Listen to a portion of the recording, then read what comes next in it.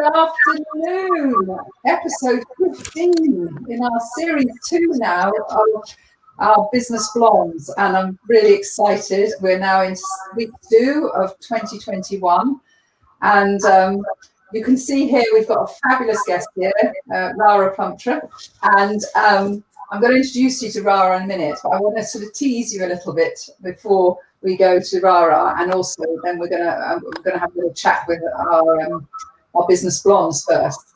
So Rara has been on an amazing, quite phenomenal journey in life. Born in Africa, went into the fashion industry, had a very privileged life. I would like to say he had a great life as a mum and as a wife, and then had a very shocking change in her life, which has turned her life into probably the happiest years. But she went through that adversity, and we're going to be talking about that, because there are a lot of people that are having to pivot and change their lives. Maybe things happen to them out of their own control. So I think, stay tuned to this. This is going to be a really interesting story and some great life lessons that Rara's going to share. So before we come to Rara, hi Caroline, what's your week been telling you then? What's it been like? I love the word pivot. It seems to be the word du jour. And I like the fact that everyone that I'm talking to is pivoting to positivity. What a great testament to the human spirit. It's dark out the window. It's dark in dark times we're living in. The newspapers and the headlines couldn't be hollering more horror stories. And yet people are pivoting to positivity. I'll get my words out in a minute. And I just think it's amazing. I'm getting so many inquiries. People are saying, I want to really change my life this year. You would think we're in California with the sun shining. It's absolutely, I just think people are being really resilient, really facing in, leaning in, saying, right, instead of going down, I'm going up. And I think that's the message I'm getting. Let's use this time to change our lives, get better, get fitter, get focused on what we want from the year ahead. And nothing's stopping some people. I just think it's amazing. It really is, and I agree with you about the news. I'm waking up at the moment at 4:30 every morning. I don't know if that's hormone related or something. And I go downstairs, I lie on the sofa, and I think I'll just put something really boring on, so I'll hopefully snooze for a few hours. And I tend to put the news on. God, I just cannot believe. I cannot believe how negative. There are some really amazing things being achieved, and I'm desperate. So this is a good news channel that people are tuning in to hear, because there is the human spirit is just bloody phenomenal, isn't it? And I love it. Yes. So, Kim, follow on from that. How's your week been? I love it. I think we are seeing real positivity, and I think some of that is that we've been waiting, haven't we, for such a long time. It's like it's almost over, and now we're going, well, hold on, we can't control that. We can't control when we're going to come out. We can't control what's going to happen. So the time to live is right now. So let's stop waiting for what's going to be, and let's start designing what it is that we want, because the only thing that we can really control is the things in our gift. Worry doesn't change anything, but it does change us. And I think for me, that's what I'm seeing. I've had some amazing conversations this week, and just really grateful for the life I get to live, the people I get to meet, the stories that I get to hear, and the chance to be part of people's journey is just priceless. And I think you've just got to be grateful for those moments and like live in the now. And I'm seeing a lot more people do that, which I think is fantastic. Listen, Kim, I know we're going to be talking about Rara and adversity, but you really inspire us all the time, because things haven't always been easy for you, and you've come out of corporate, reinvented yourself, built your brand, kept that focus and that discipline, and got out of your comfort zone and stayed positive all the time. So if ever there was a role model for that, you certainly do shine on that. So yeah, it is possible, everyone. Anybody that's listening is feeling a bit down. So Sam, how about yourself? What's your week? Apart from the fact that you were very worried when you came on, you just stepped in from the rain. The weather is awful in Essex, absolutely awful. But like Caroline said, the vibes are positive. And the business vibes, everybody that I'm speaking to this week, personally, they may be feeling a little bit blue. The Monday blues are coming. Apparently, there's a thing. Apparently on Monday, it's called the Monday blues. This Monday is the worst Monday in the year. But despite that, business is so positive. People are thinking 2021 is not going to beat me. I'm up for it. I'm up for the challenge. So Anne and Kim, I think it's a wonderful start to the new year, despite everything thrown against it. I can't wait to hear what Rara is going to tell us about adversity and change. I'm really excited. So welcome, Rara. Thank you so much. Yeah, and I think just building on from this, I think a lot of people identify themselves with their financial position. They identify themselves by their job title or how well their job's doing. And I think probably collectively, we've all got stories about the human spirit and how if we purely focus on what we haven't got and spend our life almost in the past. I love the saying I heard Oprah Winfrey says that forgiveness is letting go of what the past should have been. And to me, Rara absolutely epitomizes that. So Rara, welcome to our show. Thank you for joining us. Thank you all for having me. It's an honor. Oh, it's lovely. So Rara, I introduced you at the beginning of somebody who, you know, had a really interesting life. You've obviously been brought up very positively. You're well connected as a lady. You're beautiful. You have a beautiful spirit. But tell us about, it's only 6 years ago, isn't it, when your life changed? Yes, my life changed. I arrived in London with £5 in my pocket. And my daughter asked to go up the Shard. And I had two wonderful friends who looked after me in that time. And I remember thinking, I don't know really how I'm going to pay for the lunch up the Shard because my daughter was off to university the following day. And I knew that she had money in her bank account, but I was not going to go there. So we get to the Shard and I have this extraordinary moment where I think, well, I don't know really how I'm going to pay for lunch, but we had the most beautiful day and everything in that was whole. We had 3 hours up there and thank goodness one of my cards pressed in and it went. So I was safe in that I had paid for the lunch, but it started me on the journey. What actually happened? You know, I've listened to a brilliant podcast that the other day, and I know you're very open, and I think that really helps people. What actually happened? What was it that changed?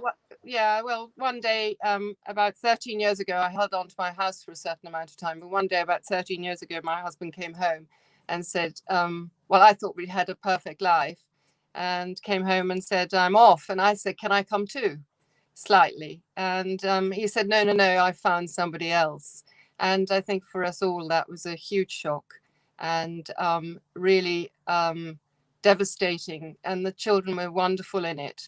They were obviously angry and cross, but we managed to get through that. And as I explained, I think before, that the one thing that really terrified me was my heart. I was madly in love with him, and my heart had this pain. And it lasted for nearly 3 months. I could have pulled my heart out, and it's called something. I don't know what it is called. I should really look it up.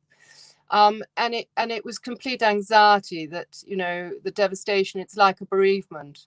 And but the lovely thing now is it's all come on, and, you know, he's the father of my children, and I absolutely adore my children, and we're good friends. So that's the main thing. It's all come round. But yes, it's 6 years ago I ended up and thinking, what could I do? I hadn't worked within the marriage. So, I mean, I'd done a small job in the marriage, and I really was a wife for that period of time. My daughter was 16 and my sons were 20 and 21. And it came as such a blow that I just had to move forward in some way. So I arrived in London, and the girlfriend I was living with said, let's get your CV together. And my CV read, you've been a housewife. You've put flowers in a vase and looked after your children. But in fact, you've done absolutely nothing in the work ethic. And I was lucky enough to have the first franchise of the Body Shop years ago. And in the area that I was living in, which was Clapham, there's a wonderful little gift shop. And one day I walked in about 3 days after I'd arrived, because I slept on and off for about 3 days through the trauma. And I walked in and said, is there any chance of having a weekend job? And that is how my journey started. She very sweetly gave me a weekend job. I'm ever grateful to her. And it took me back to my beginnings, where I was used to being in a shop, I think. So it was meant. And I remember there's a wonderful comment that everybody says, everything is for a reason. And I kept on trying to think, what reason? What is this reason? And I now know the reason, because my journey's been just incredible. So now if I was to sort of put you into 3 individual buckets, you've got you as a phenomenal connector, and you work with clients, you connect them to very relevant, qualified people, and you really lend yourself to that beautifully, and I've experienced that. But you also, from your life experiences, want to help other women. And I think, Carol Ann's got some questions around this and some thoughts, but other women who find themselves in this disempowered life where they have been looked after. And in a way, I really relate to it, because even though I'm a businesswoman, Thomas actually, even though I was working all the time, Thomas used to look after all our money. Sometimes you do have demarcation in roles, don't you? So I don't think any woman should be terribly embarrassed by that, but I think it's really interesting when you have this pro bono work that you do to help divorced women, and then on the other side of it, you are very supportive around homelessness. So Caroline, I see your microphone's opened up. So you wouldn't brag to anyone, I can't read or write. Yet a lot of women say, I know nothing about money, as if it's kind of cute, and I don't think it is cute. I think it's very dangerous. And I think that anyone who leads a sort of a passenger existence in life instead of being in the driving seat of their life is heading for a crash, because we can't outsource our well-being and our fundamental security, the roof over our head, the food that's on the table, to someone else, because it's very precarious. So how Rara, do you get women to engage in something which they're usually like ostriches? He does all that. How do you get them to buy in to having some kind of wealth IQ here?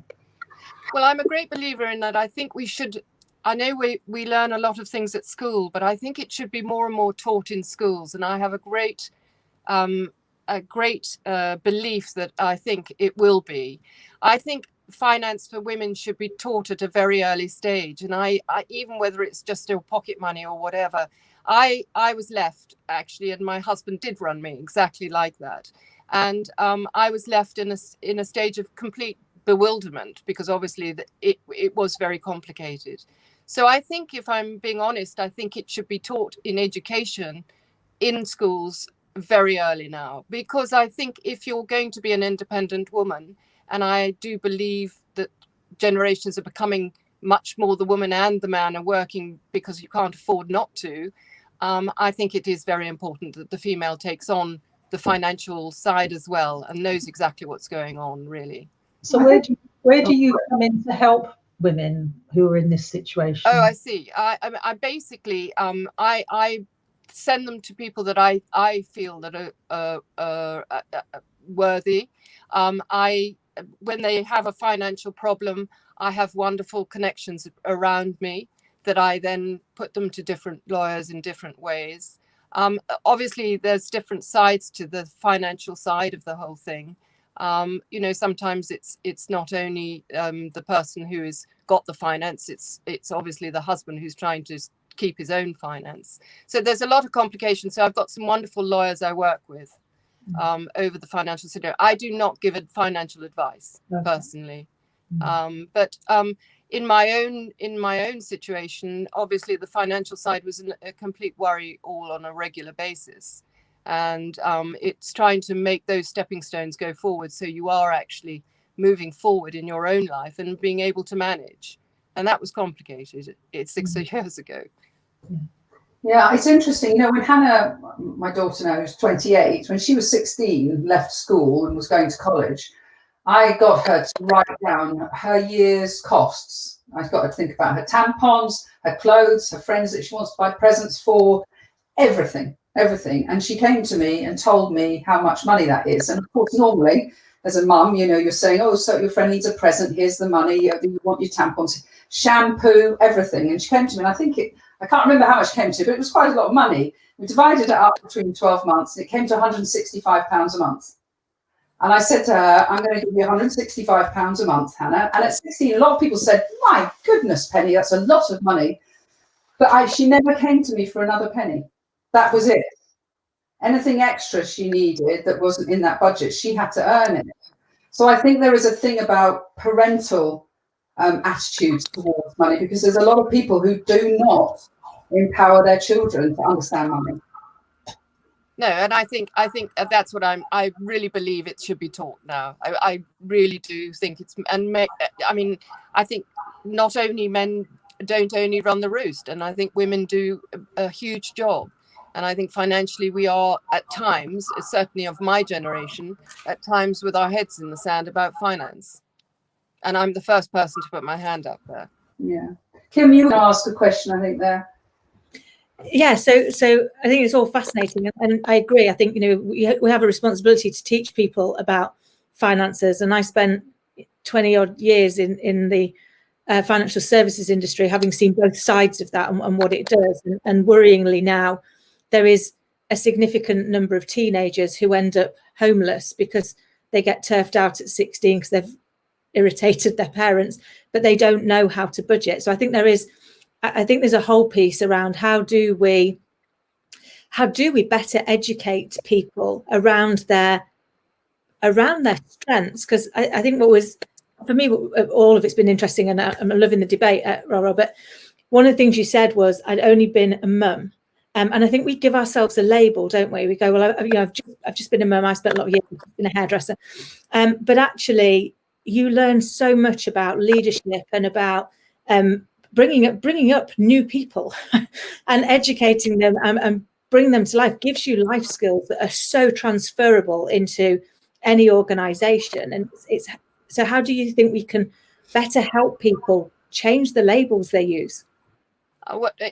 Basically, I don't think you can change your label. I think you have to change your mind and your mindset. And when we go back to what Caroline said, you need the confidence to be able to move forward. And that is what's so difficult when you're in a situation of homelessness or a divorce situation, whether you're male or female, because a lot of men end up in the same situation. It's immaterial, but I do feel that. I feel that the confidence to go forward is huge, really, to go, you know, to make you warm and welcoming, to be able to have your. At times you don't flow right, and you live in your mind, as we all know, and especially at this sort of time of when everybody's worrying about it in COVID. My thing is now is it's so difficult to do those stepping stones. And I feel so strongly, and I think I talked about this the other day, I feel so strongly these are the times when you think you're going to be furloughed or you're going to be given notice, is often sometimes it's good to set up your own little business. Tiny though it may be, £5 in your pocket you may have, but before you're given the notice, when you are given notice, you can turn around and say, well, actually, I've set my own business up. And it can give you time to think about how to do that and where to do it and how to communicate, you know, your own mind into wanting to do it. And I'm a great believer. I had a girl the other day who came to me and said, what do you think? I'm thinking about it. I know I'm going to lose my job. And I said, well, my advice to you, but maybe your parents would be saying, don't do it. My advice to you would be to set up your own business quietly, small, wait and see. You don't have to do much about it for 6 months until you know. And then you've got something when somebody turns around and says, oh dear, I'm so sorry you've lost your job. You've got something positive to be able to say. So you went on that journey, Rara. I mean, you learned to be a businesswoman, although I know you said to me, I'm not a businesswoman. No. But you are sending invoices and you do have clients, and I think you are a businesswoman. And so you went on that journey. So, you know, how did you go on that journey to become a businesswoman from being a housewife? I was very lucky. I had very, very kind people around me. I set up 2 networking businesses, and I then set up my connections business, which I love today. And then I was working with a law firm in London, and because my heart is in helping people. And they said, why don't you set up a small divorce angel area? And here I was setting up yet another business, thinking, well, but because I had the contacts from my networking business, it was quite easy to do. And now I work with a girlfriend of mine and do pro bono work. So we help people regularly in different formats. And now it's really word of mouth. We work closely with divorce lawyers and obviously the client. And we're literally in that position where in privacy, somebody can talk to you day in, day out, and know it's going to go away, know that they've got somebody that they can talk to in it. And I think it's really important that that you have the security and the confidence. Again, it's about confidence to be able to move forward. Yeah, and gather up all the skills. I mean, you must have gone on a huge journey of gathering up skills. Sam, you're certainly someone who helps business people have skills. I think this has been really interesting, and I agree with education. And I think that, I mean, I've got a 16-year-old son upstairs, and yeah, to teach him the value of money for a start, but also how to manage money. And in about 6 months' time, he's going to be going out into the next chapter of his life, and with what knowledge. And that's down to me, I feel, as a parent, because certainly the education system is not supporting that for young males or females, as well as many other things like how to read a profit and loss or balance sheet and those sorts of things. But don't get me started on education, because that's a big thing that I'd love to get involved in the future. But what really fascinates me, Rara, is I see within my SME network and the clients that I work with is how people are so reluctant to change and very fearful of change. And coming from lots of periods of change in your life, and I know it's something that you're really passionate about helping young men and women with, how do you encourage, and what are the top tips towards managing change and actually embracing change rather than being fearful of it?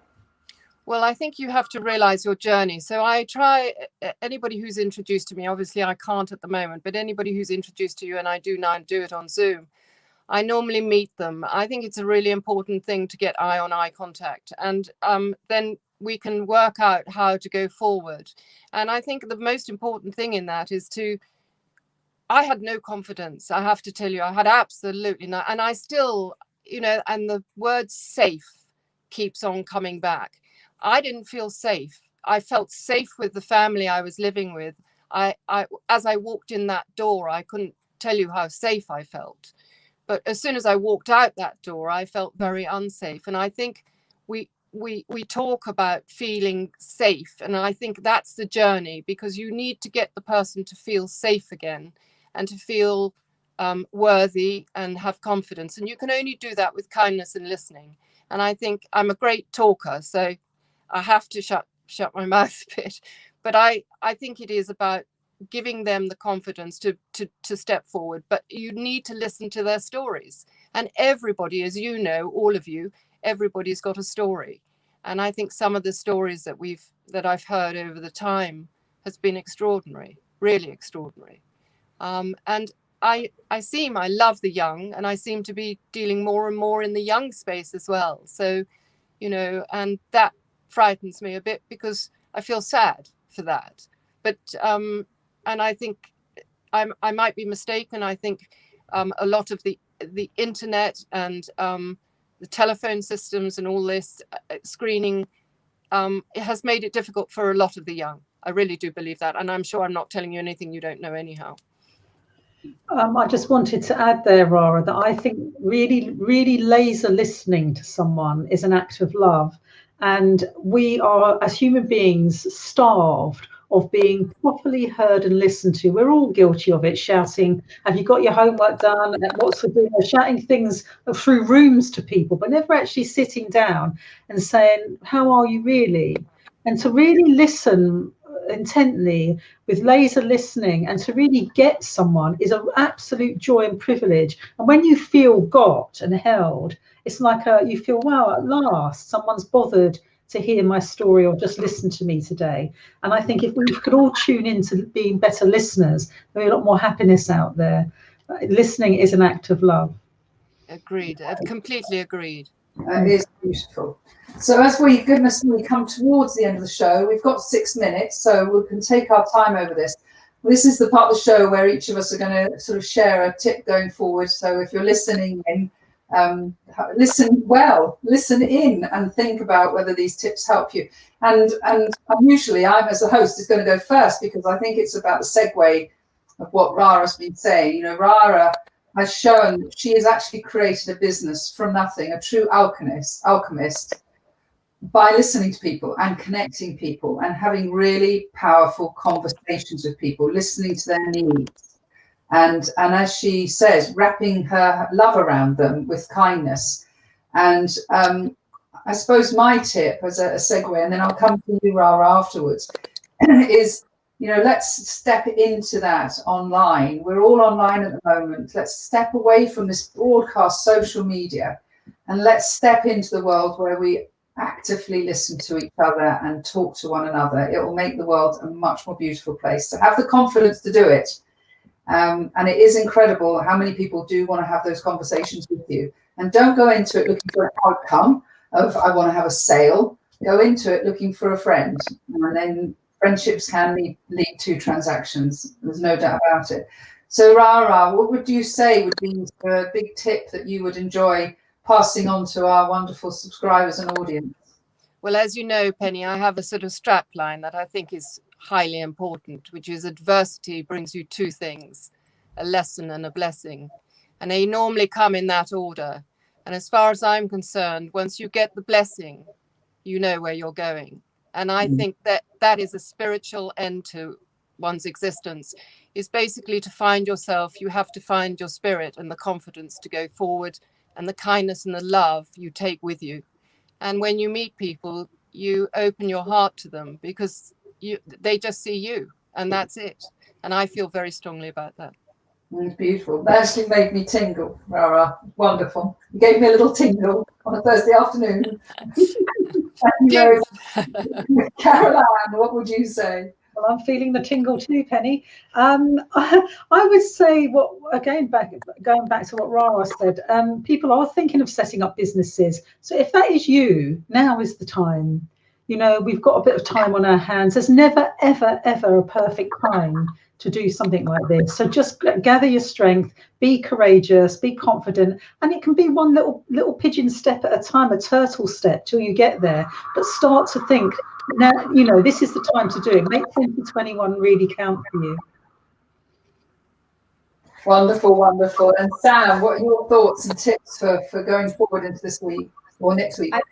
I think I'm going to just second that with, yes, make 2021 the year that you change. We were just talking about change and what you need to do to put those first steps in place and have the confidence to take those first steps. So if there's things that you've always wanted to achieve, then this is the year for it. There's not a better time to, start something new, explore new opportunities, or change your life in whatever way, shape or form it is that you've always wanted to do. So make this the year of change, have the confidence to do it, and find the support network that you need to be able to find that confidence and have some accountability or support for you.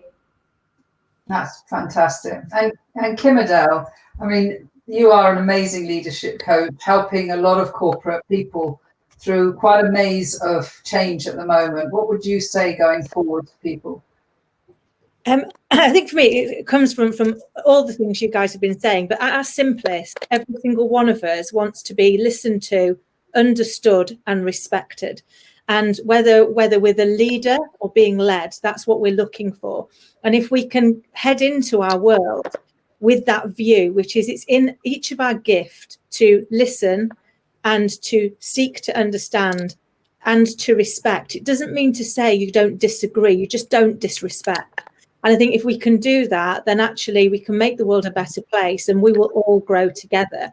And, Rara, I completely agree. I think everything in life, not just adversity, everything in life is either a lesson, a blessing or both. And you have to look for those. And I guess, I love a quote. So my final one is there's a Chinese proverb that says the best time to plant a tree was 20 years ago. The next best time is right now. Yeah, that's lovely. Lovely. Yeah, so I'll finish just on the subject of your comfort zone. And they say your dreams are at the other side of your comfort zone. And Rara, it's been our absolute pleasure to have you with us today, to so openly share your journey and encourage men and women, anyone that's going through challenges, to reach out, connect, and find their path in life. And you certainly epitomise that adversity can really bring beautiful things. And so thank you very much, Rara. Thank you all very much indeed. It's been a lovely, lovely time. Thank you for listening to me.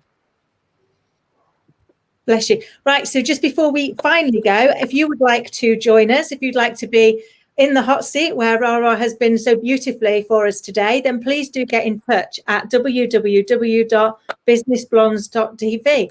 And in the interim, have an amazing week, everybody. Take care.